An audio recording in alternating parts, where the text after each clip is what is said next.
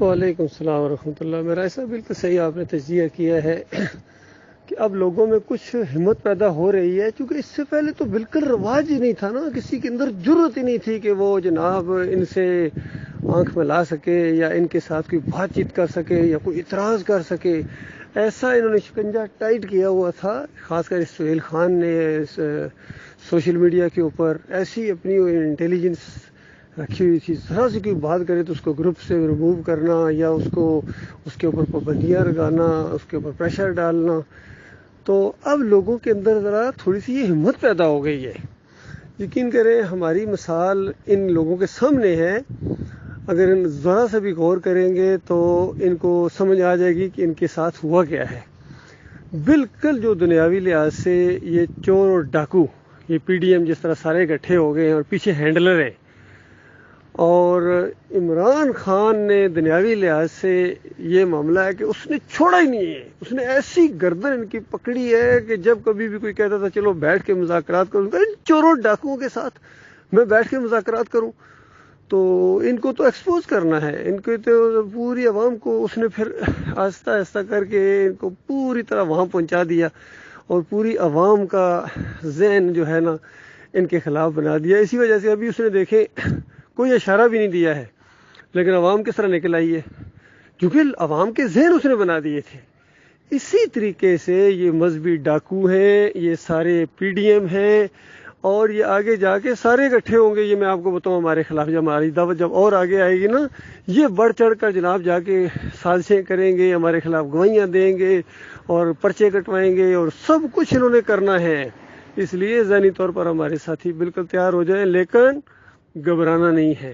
عمران خان دنیاوی لحاظ سے نہیں گھبرا رہا ہے، شرک کے اوپر ہوتے ہوئے وہ نہیں گھبرا رہا ہے، تو ہم ایمان کے اوپر ہوتے ہوئے، توحید کے اوپر ہوتے ہوئے ہم گھبرائیں گے؟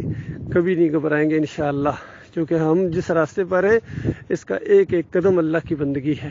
اور مجھے ابھی تک یاد ہے جب ہڈیالہ جیل میں ہم تھے تو کچھ لوگ ہمارے جو قریب آئے، انہوں نے کہا بھائی ہم تو دنیاوی کیسوں میں آئے ہوئے ہیں، تم لوگ تو خالص اللہ کے لیے آئے ہو، تمہارا تو ایک ایک قدم ایک ایک سانس یہ اللہ کے راستے میں ہے، خوش قسمت لوگ ہو۔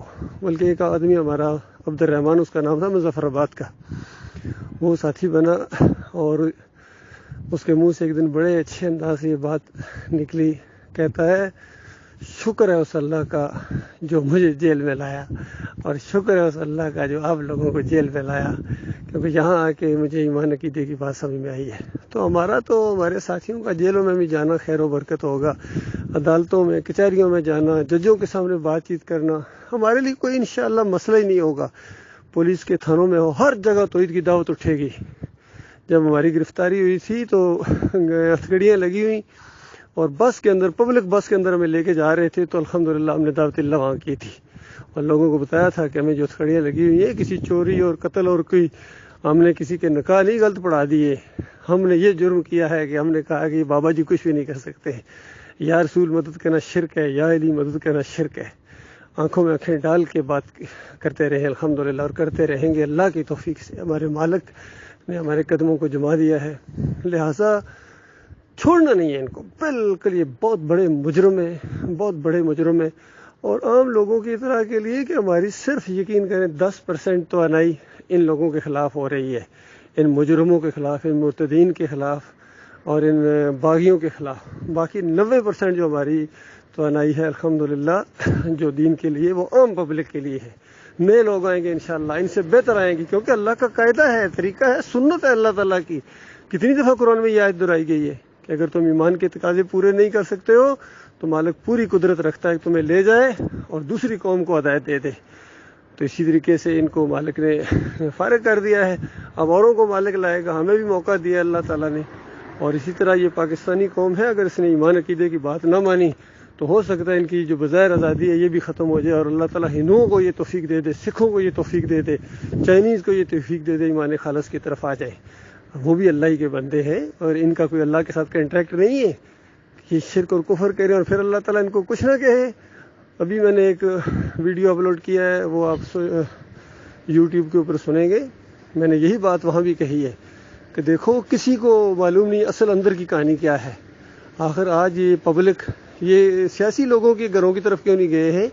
یہ فوجی عسکری بلڈنگوں کی طرف کیوں گئے ہیں اور وہاں جی ایچ کیو کا انہوں نے رخ کیوں کیا ہے؟ اس کی وجہ یہ ہے کہ اس فوج نے ایمان کے ساتھ دشمنی کی ہے، اور 37 سال پہلے جب توحید کی دعوت ان کے اندر اٹھی ہے، پوری طرح ان کی انٹیلیجنس ایجنسیوں نے جا کے اوپر تک یہ رپورٹیں دی تھی کہ ارشد کے ساتھ کیا معاملہ ہو رہا ہے، لیکن کوئی ٹس سے مس نہیں ہوا ہے۔ انہوں نے اپنے اندر سے اس طرح نکال دیا جس طرح ہر مشرک قوم اپنے اندر سے دائی کو نکال دیتی ہے، لیکن اللہ چھوڑنے والا نہیں ہے۔ میں تو چلو کمزور تھا، میں تو کچھ نہیں ایکشن کر سکا ہوں یا اس طرح کا معاملہ نہ میں اتنا زیادہ کیا ہے، میں تو اپنے دعوت کے جو ہے معاملات میں مشغول ہو گیا ہوں، مصروف ہو گیا ہوں، تو باقی میں دعوت ان کو دیتا رہتا تھا وقتاً فوقتاً۔ جب کوئی نیا آرمی چیف آتا تھا اس کو میں اپلیکیشن کے اندر دعوت دیتا تھا۔ باقی جو کتاب بھی میں نے لکھی تھی دی یونیک سولوشن کے نام سے، اس میں بھی دعوت ہی تھی ان لوگوں کو کہ دیکھو اصل راستہ یہ ہے، تم شیطان کے راستے پر چل رہے ہو، اس کا انجام بہت برا ہونے والا ہے، دنیا اور آخرت میں تمہاری ذلت ہوگی۔ تو بتاؤ اس سے بڑی کوئی ذلت ہے؟ کس طرح یہ عوام گھسی ہے کور کمانڈر کے گھروں کے اندر، کتے کے نعرے لگا رہے ہیں، ان کے اندر اندازہ لگے یہ کوئی عزت ہے؟ کیا فائدہ ہے اتنی بڑی افسری کا اور اتنے بڑے محلات کا جس کے اندر عزت نہ ہو؟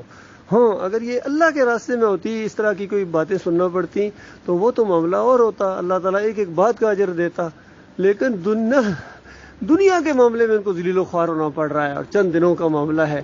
اس سے پہلے والوں کے ساتھ بھی یہی ہوا ہے، جنرل ایوب کے ساتھ بھی یہی ہوا ہے، ضیاء کے ساتھ بھی بتائیے کیا ہوا، مشرف کا انجام کیا ہوا ہے، سب کا انجام اسی طریقے سے ہونے والا ہے۔ باجوہ کا انجام دیکھیں کیا ہوا ہے، اس منیر کا تو اس سے بھی زیادہ ہوگا کیونکہ یہ حافظ قرآن ہے، تو سب کے ساتھ یہی معاملہ ہونے والا ہے۔ اللہ چھوڑنے والا نہیں ہے جب تک یہ ایمان خالص کی طرف نہیں پلٹیں گے۔